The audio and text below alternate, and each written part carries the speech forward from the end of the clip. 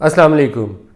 India ने पाकिस्तान से बातचीत के अमल को एक दफ़ा दोबारा से मुलतवी कर दिया है और ये पहला मौका भी नहीं है। माजी में बेशुमार ऐसे मौके आए जहां दोनों ममालिक इस खित्ते की सूरत हाल को बदलने की पोजीशन में थे। वो लाहौर बस सर्विस हो या आगरा के बाद जो बातचीत का सिलसिला शुरू हुआ, जो इस्लामाबाद प्रोसेस हुआ, या मनमोहन सिंह ने जो शर्म उल शेख के अंदर सिग्नेचर्स किए उस वक्त के पाकिस्तान के वज़ीर आज़म के साथ, या उसके बाद का भी जिक्र कर लें,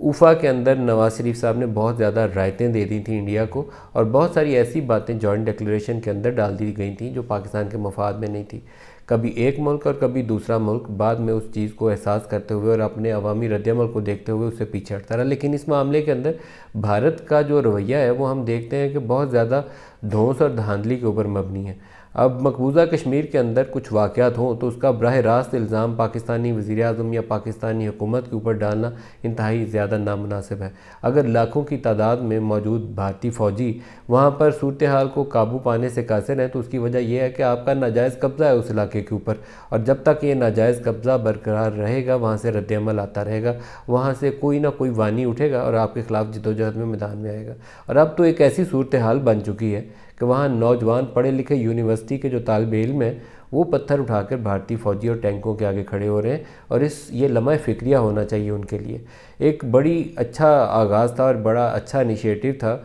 जो पाकिस्तानी नौ मुंतखब वज़ीर आज़म ने लिया, और अपनी पहली स्पीच के अंदर भी उन्होंने एक म्याना रवि इख्तियार की। फिर एक ख़त लिखा भारतीय वज़ीर आज़म के फ़ोन के जवाब में जहाँ पर उन्होंने दहशत गर्दी समेत बाकी जो हल तलब मसाइल हैं उनके हल के लिए दावत दी भारत को। उसके अगले ही रोज़ इंडिया की जानिब से इसका जवाब भी आ गया। जवाब ये आया कि ठीक है, फ़ॉरेन सेक्रेटरी लेवल के ऊपर UN जनरल असम्बली की साइडलाइन पे एक मीटिंग करते हैं। ये बाज़ाब्ता मुज़ाकरात का आगाज़ तो नहीं था, लेकिन एक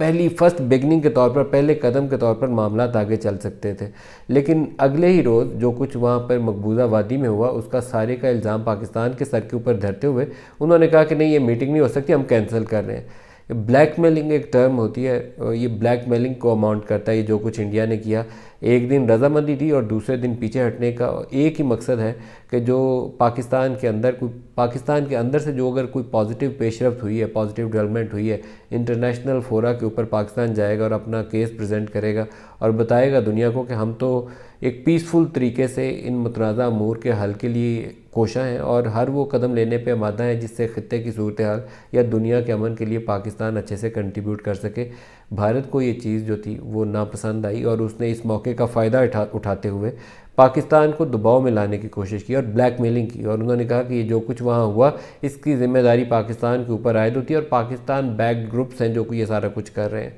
और इसलिए बातचीत का अमल जो है उसको दोबारा से एक दफ़ा फिर तातुल का शिकार कर दिया गया। इस तरीके से इस खित्ते में अमन का ख्वाब कभी शर्मिंदा तबीर नहीं होगा। इस खित्ते में अमन चाहिए तो अमन का एक ही हल है और वो है बातचीत, और भारत जब तक बातचीत की मेज़ के ऊपर आएगा नहीं, ये सिलसिला आगे बढ़ नहीं सकता। बेशुमार मौके के ऊपर अधूरे मुआहदे जो थे वो करते हुए भारत जो था वो रजामंदी देने के बावजूद अपने वादों से मुकरा और पीछे हट गया। वो UN जनरल असम्बली की रेजोल्यूशन से लेकर